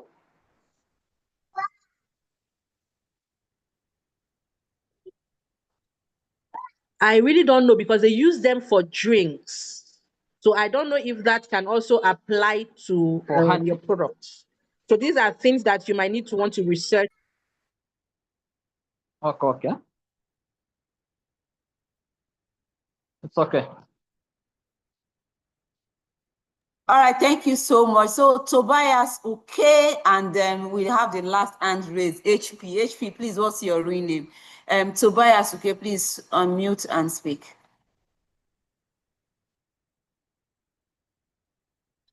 Yeah, thank you, Madam Ngozi, for the wonderful presentation. Actually, the last speaker from Uganda had thrown my question. I'm also into beekeeping. I wanted to know how to borrow that plant-related system for packaging of the honey. But she just answered the question, but I may want to discuss with her further after this program. So I want to stop here for now. Thank you. Oh, right. now I get. So he's into beekeeping. So he produces honey. So he wants to know if the plant-based bottle can be used for honey. Packaging honey, exactly. That's the same question he asked. That's my own question too. Okay. I think so, but it's something you might want to also research on. I think it's something that is doable, even if it's not that plant-based. There must be something that that is climate, mitigating climate packaging stuff that can be used. Yes, but since it's a bottle, I think it might relate. But their own composition differs, so you might want to do some kind of research on that as well. All right, thank you, ma'am. Thank you. Thank you so much. So I have the last hand raised, HP. Please go ahead. All right, thank you very much. Good afternoon, or good evening rather. HP, you My may name want to is change to your rename, please, so that we can yes, take the sorry, yes. attendance. Otherwise, this is Yes, not. I'll try. Yes, I'll try to change that. My name is James Paul Nayo, founder of Janapa Farm. So basically, we are into crop production, and basically we also produce soya beans in large quantity, and people come to buy to process them into different products. So now in processing this soya bean into this different product, you know, they do soya milk, and also they call the other one is kebab, or they call it awara in Hausa. So my question is, recently, the byproducts that they use, most times they discard them. So, but then through this particular program, while I was having this Module 3 adaptation and mitigation strategy in processing and packaging, I discovered that this byproduct gotten from these soya beans can also be used for other for feed to animals. So I don't really know if this byproduct now, how can these farmers, you know, maybe transform this byproduct and then maybe have a very good packaging materials that can be suitable for them to be maybe selling at a large quantity instead of wasting them. So that's my question. Thank you very much. Yeah, I was even about to say feed. Yes, so things like that can be used as feed, probably when they are grinded and combined. You know, that's what we call fortification in agriculture, where they are combined with probably other nutrients and stuff, so that they are not just giving the animal chaff, but they are giving them a nutritious chaff. So in that state, they might need to research and find out other things that they can combine with that. It's like adding value to what is supposed to be waste. So when they add value to that waste and package it, of course, they make more money from it. So they need to do research. I always talk about research because for all my product, I do a lot of research. I do a lot of, findings. Because you must always be upgrading so that you don't become obsolete. Do you understand? So you must always be researching, finding out new ways things are done. But I know that some people might readily just feed their animals that. But remember that all the processes it goes through, there are some things that have been removed. So for you to add value or make more money from that, you might need to fortify that chaff with probably nutrients that are needed and that can make animals grow better. So when they now do that and package it, beyond selling to farmers, they can even do exports.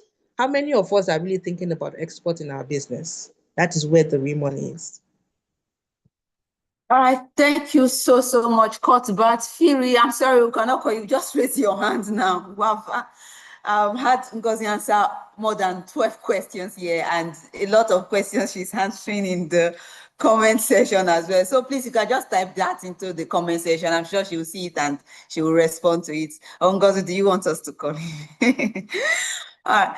So our time is really fast spent. I'm sorry. So please, we'll just have you type into the comment section, and if there are questions that are very pressing, please send them to us. We'll try to, have Ngozi answer them, and we'll send the answers back to you via email. Please, thank you so much, and thanks Ngozi for your time. Thank you. Like I've been checking the time, it's been over 1 hour that you've been speaking. This is really great and amazing.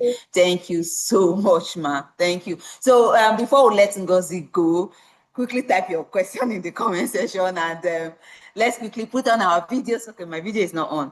Put on our videos and take a snapshot with Ngozi before she leaves, and we'll quickly explain for those of you that are asking questions around the assessment and the assignments. We'll go into that, and for those that doesn't know about membership community AFC, since the first week that we've been talking about it, is so shocking that most people are still asking the link to AFC platform. We're going to talk to you again about it today. All right, so please let's put on our videos and our very good smiles, and we'll try to take the snapshot, 1, 2, go. So you can also take a shot from your end. You never can tell where you see Ngozi, so that you tell her that, oh yeah, I was in a session with you the last time, and this is my evidence. You better capture your evidence now that the evidence is, you have the opportunity to do that. So team members, please help us capture this. Help us to capture this session as everyone is smiling. Thank you so much. Thank you so much, Ngozi. We really do appreciate this. Thank you for not just coming to pass knowledge here, but then very important knowledge. Like everyone, the comment section, emojis have been booming everywhere saying thank you. And this is me joining everyone to say thank you so much for impacting us. And this is not just impacting us, this is like a practical impact. So we really do appreciate this. Thank you so much, ma. Thank you. It's my pleasure. Thank you.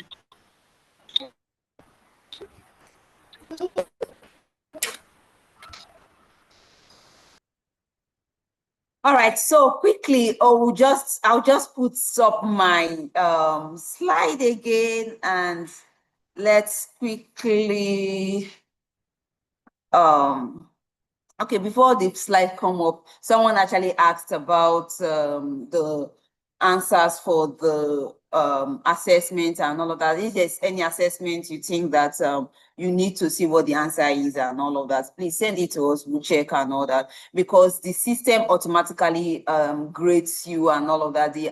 Most of us don't even know the answers and all that to those questions. The trainers themselves set their questions and did the answers and all that, which was given to the IT, and then they uploaded into the system and all that. So it is not we that is grading you or checking, we don't mark it. That's why you see your score immediately. It is the system that's doing that and all that. So we'll try to look at if there are questions you want answers to and all that. Please write them down, send it to us via email. We'll try to see where if we can get, answers to them.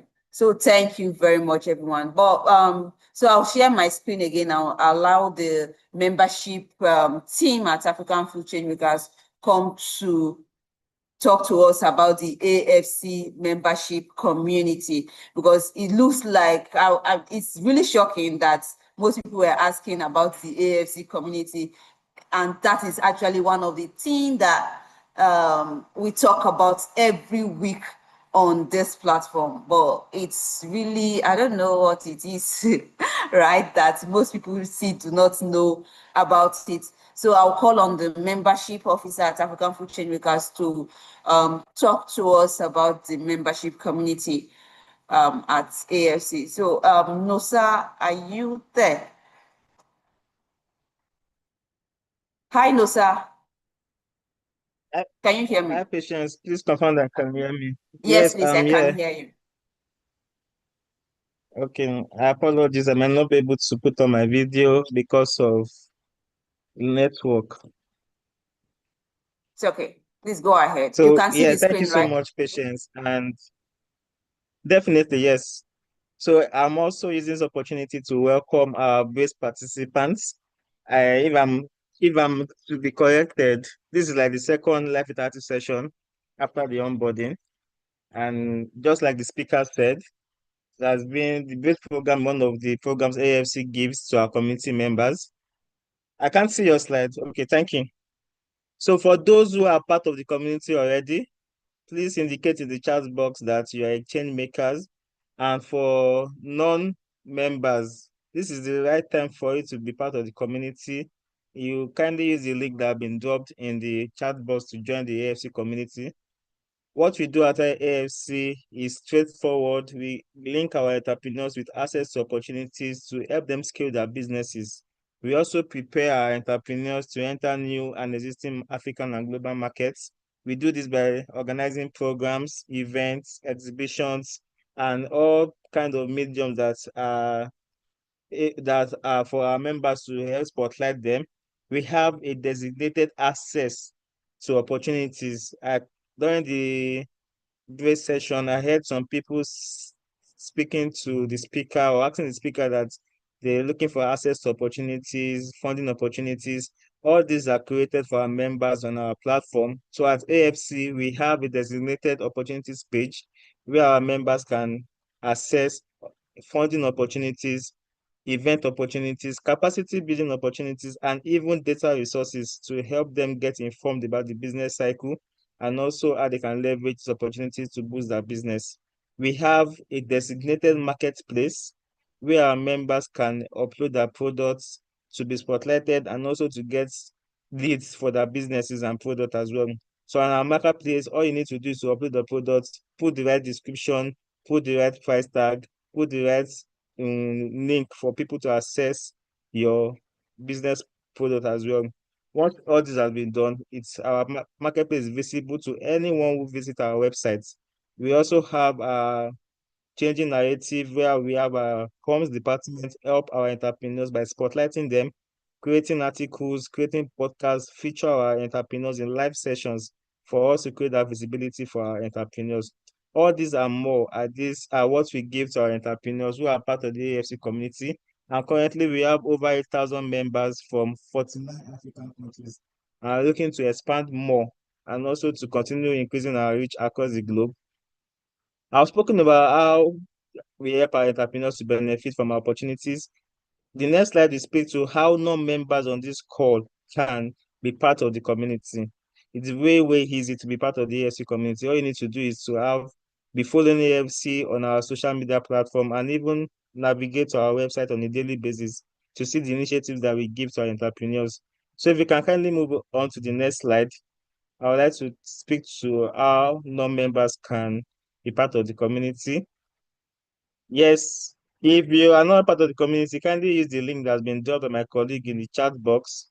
For those who are not a part of the community, all you need to do is to follow the link that's been dropped, or you navigate to the AFC website, www.afchub.org, where you see our initiatives and our work that have been done in the community.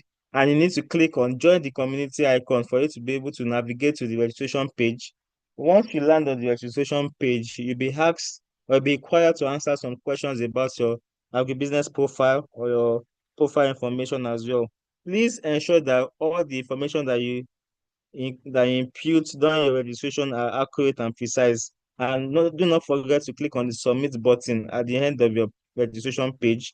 This will enable us to know that you've successfully submitted your registration and we can review your application.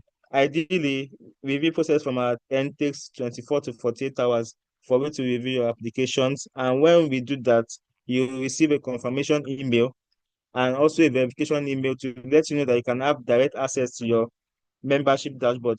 Please note that while we are reviewing your sign up registration, you can have temporary access to your dashboard. Temporary access means that you'll be able to log into your dashboard, but the certain features like the marketplace, the referral badge, and some other chat feature as well might not be accessible to you until you have been verified by the membership team.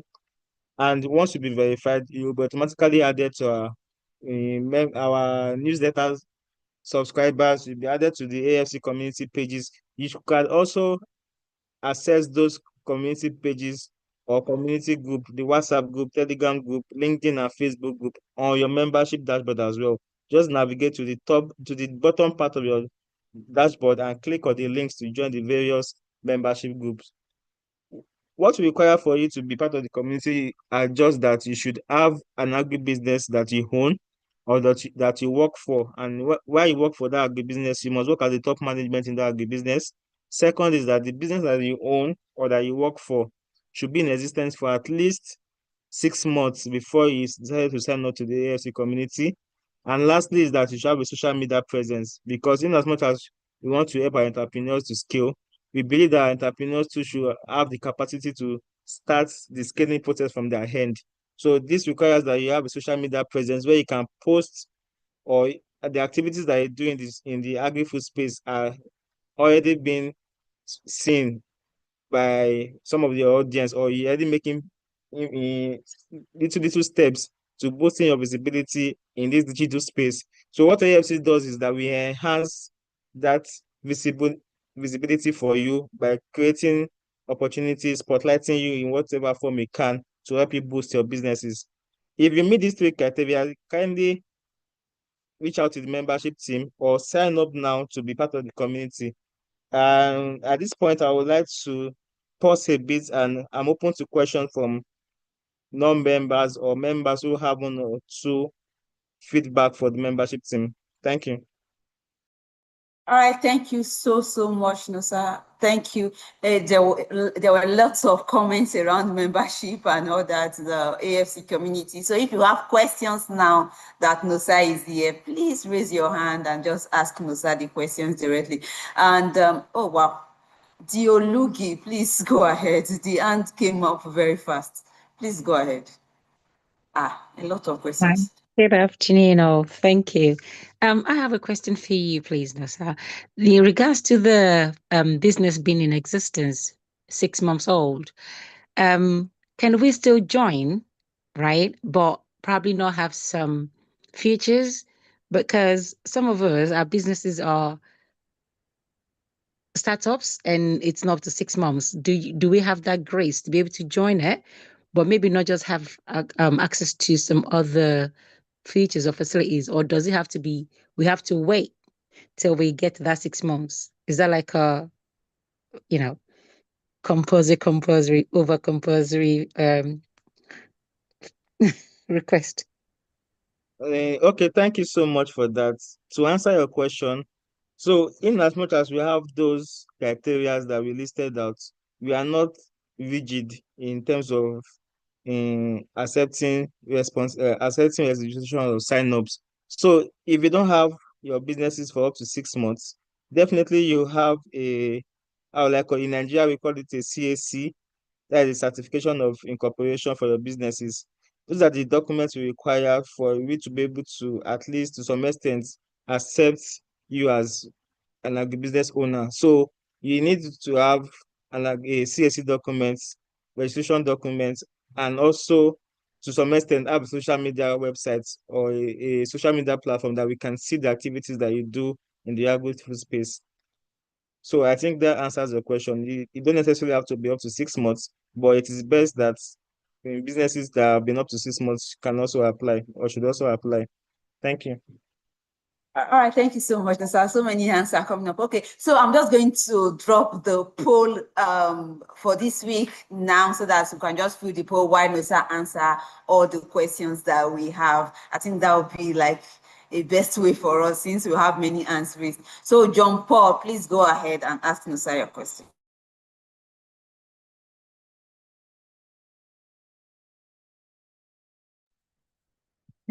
Okay, hello, good afternoon, Nosa. Good afternoon. Good afternoon. Good afternoon. Yeah, I can hear you. Mine is from day one. I got that link. I have clicked it. I have gone to the last page. Even both the filling on the first page of the personal data and the creating of a password. Even if it's current, every life is data session they send link. I will also give it a try again, but I've not gone through. I've not been able to get through. I don't know the reason why. I'll even get to the point where I upload my business certificate, CAC, put in logo, my company logo, and even do all those things. But when I click the submit button, it roll. That's how it. Sometimes I even I'll forget about it until the end of that day. So, because if you have gone through, I know I'll get a message. So I don't know. Sorry about that, out. John Paul. Yeah, so sorry about that, John Paul. That must have been a technical glitch. And what you can do for me is that you can send me your email or the name you used to register so I can check for the back end. I believe if it has not gone, it must be a technical glitch, but we would address this with the IT team. So please, I can share my email on the chat box. If you have similar experiences, kindly reach out to that email and we will sort this out in the coming week. What will I send to Thank the you so email? much. Sorry, please. What can I send to the email? My name, I register, or the company name? Yes, just the same feedback you gave to me now. Just in a write-up, in a sum, you can put it there. Then the details you use to register, your email, your name, Okay. and maybe your company name. Those Okay. three will be fine. Oh, So I'm dropping okay. the email in the Your chat email box. address. Okay. Yes, Thank I'll you. drop it now. Thank you. Okay. All right, thank you so much, John Paul. Please, if someone has asked the question that you want to ask, please drop your hand. Thank you so much. So, Nosa, you have a lot of questions to answer today. I'm sorry, we might have to, stay put a little bit. So, please, the survey is on the screen. Please, if you have not clicked on it yet, please just click on it and help us answer the question. So, Solomon Favor, please go ahead. All right, thank you very much. Good afternoon.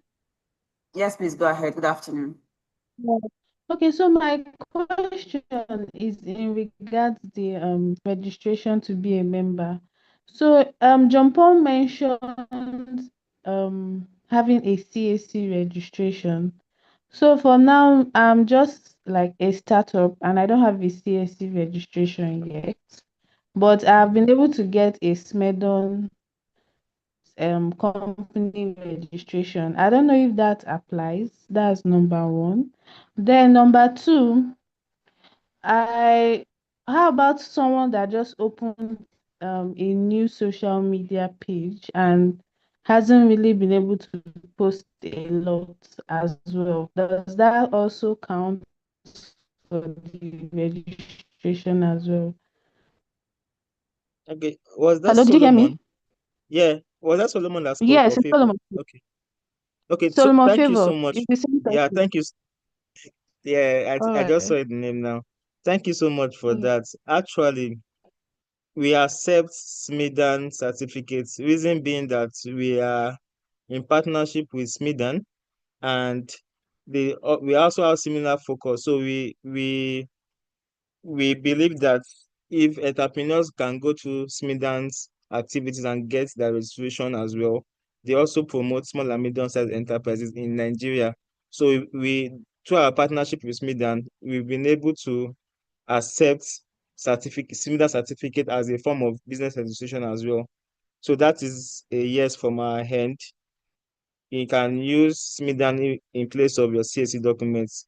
I know SMIDAN is a well-established organization, and from our partnership, it's a win-win for both organizations.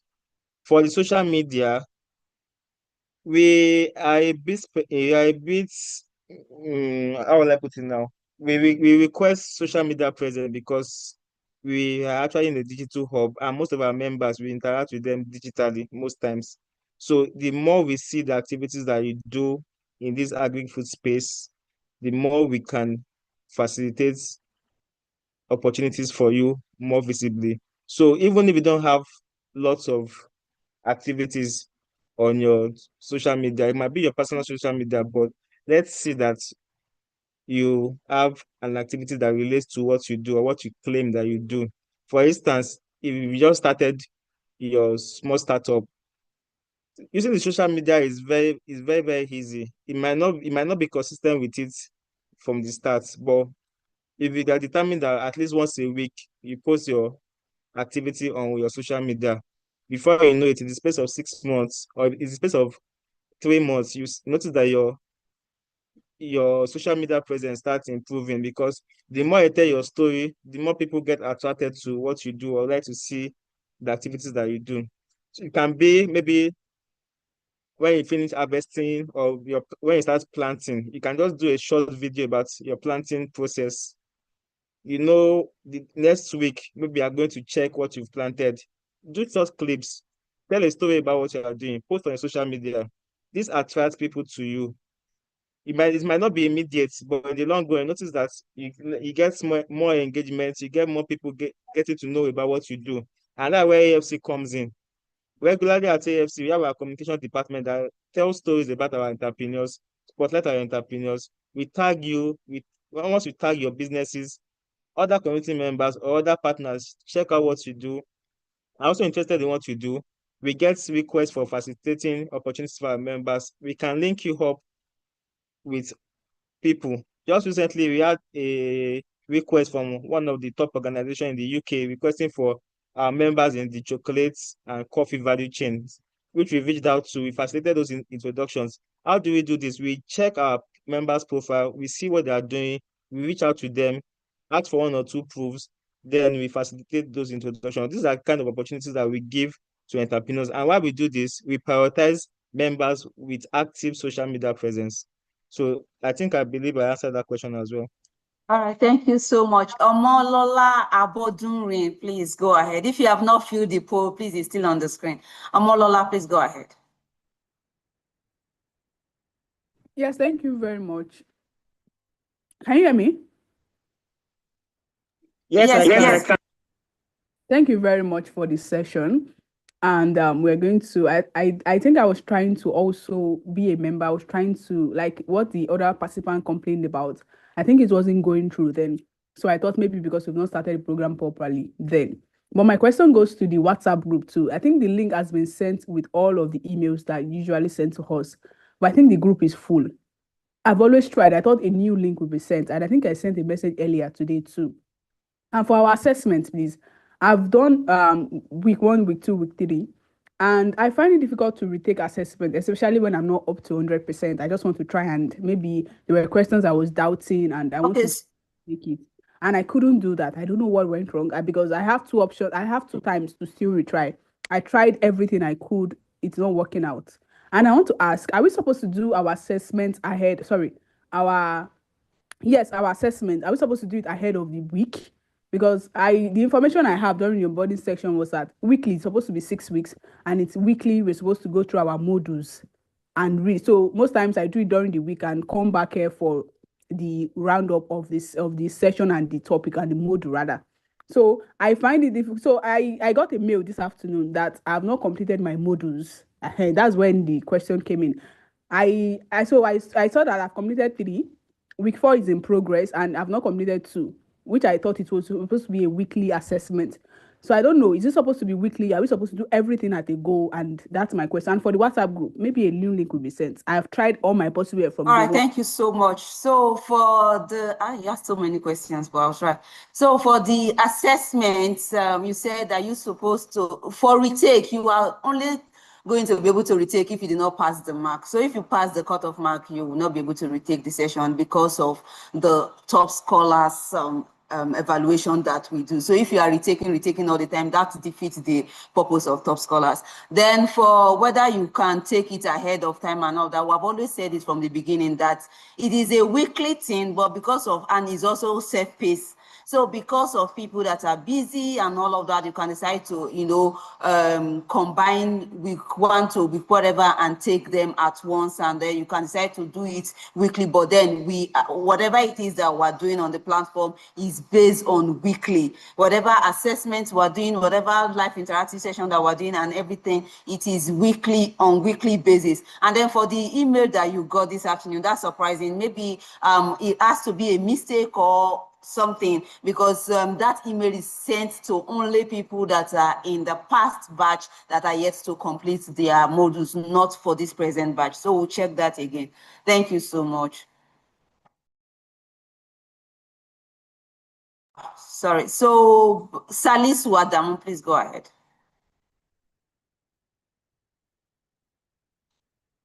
Hello. Good afternoon. Yes, please. Let's make it very snappy because there are many hands and our time is fast spent, please. No problem. Good afternoon to everyone. Quickly, my question here is that how will I be a full member of this community? That's number 1. Then number 2, after if I want to get my certificate with my company name, would that be possible, or it used to come with a personal name? Thank you very much. This is my 2 questions.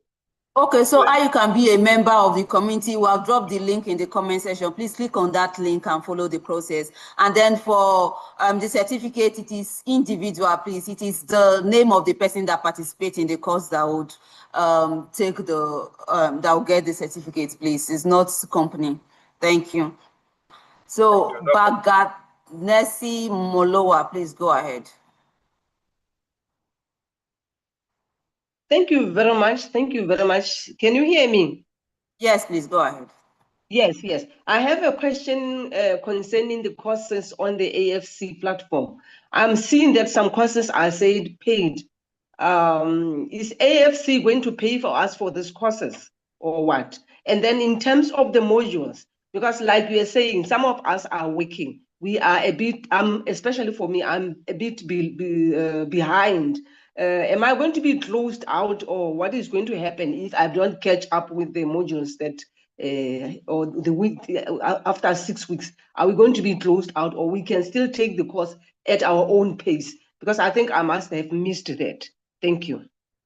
Okay, so for whether you'll be closed out after the courses and all that, we have not gotten there yet. We still have 3 more weeks before week 6. But then after the week 6, we'll give like grace for, you know, more week, maybe a few more weeks, and then we close it because another batch or another set has to start, right? So it's not always open forever, but then we still have the grace period. And then for paid and unpaid, so there are opportunities that we share. So if you see the opportunity that's paid, you might have to pay for it, and if you see the opportunity that is unpaid, it means that it is free for you. So for every opportunity that is written paid there, it means that you are going to pay for it. Thank you. Olajide Oladele, please go ahead. Okay, hi, good evening. Can you hear me? Hello, can you hear me?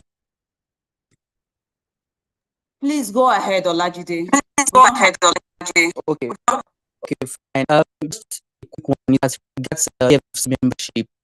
I'd like to know, is there a deadline for registering? Is there a deadline for that? That's my question. Is there a deadline for what? Please, you are cracking. I barely heard that. Yes, is there a deadline for registering for the EFC membership program? No, to become a member, there is no deadline for registration. You can become a member anytime you like. All right, thank you. Right. All right, please, Bawa Yamusa, please go ahead. If there are other questions, we'll not be able to take them. It's already time. I'm sorry, but Bawa Yamusa, please go ahead. Yeah, good afternoon. Good afternoon, please go ahead. Please, concerning the, I'm still emphasizing on the assessment. I also received the same mail last week telling me that I I'm have with answered this. That's actually a mistake. Please send us a chat to any of the Braze admins if you're in the WhatsApp group, or check, send us an email. I've answered this question. You just wasted someone's opportunity to ask a question. Safiyanu Mukhtar, please go ahead. Hello. Yes, please go ahead. Let's be fast, please. Good evening. Yes, I have done with the assessment, both the module 1, 2, and 3 since, but I'm not including for the scholar. I don't know what is really happening. I scored almost overall 85.5%. Okay, so it's because you did not qualify for a top scholar. So top scholar is the highest score, not your score. Do you understand? Okay. So the 85.5 that you score, there are people that will score the same 85.5 and all that. So it's the first 20 highest scores that we take. And even the highest scores, there are people that will score brackets. But at the end of the day, we use the live interactive session to choose the overall winner. Okay. Thank you. Okay. Duncan, please go ahead.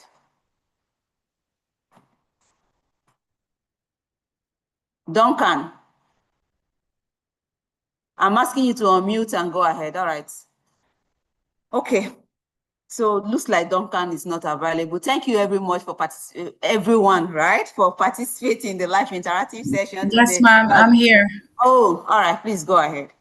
Good evening, everyone. I hear that people have the questions about the certificate. I thought like the certificate is at the end of the class, and then my classmates are asking about it right now. Is that possible to get the certificate right now in the middle of before we are finishing the course? Nobody has gotten certificate yet, so that question is not valid. It's until the certificate, which we have announced time and time again, and even in the emails that we sent, we wrote it there that LIS is actually one of the criteria to be able to get your certificate. And we said the certificate is not yet open for download. So when the certificate is open for download, we will announce it to you all, and then you click on the certificate download in the assessment history in your portal and download your certificate by yourself. That's not available yet. Thank you very much, ma'am. All right, thank you everyone. I'm sorry, Leonard Mackey, we cannot take further questions. We are 3 minutes behind schedule. Thank you very much. If it's really important, please send us an email or send any of the WhatsApp admins a message, or better still, we'll be opening the WhatsApp platform for interactions today, so you can drop whatever question you have, and everybody would.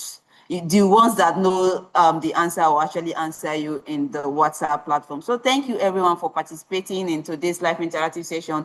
We see you again next week, Friday, for the live interactive session for week 4. Thank you so much for your commitment and your dedication. Week 4 is when we're going to be opening the certificate download. So let's stay tuned to it and ensure to participate in the live session. Otherwise, people will be downloading their certificates and you won't be able to download yours. All right, thank you so much, everyone. Do have a good evening or good afternoon, depending on where you have joined from. Take care. Bye.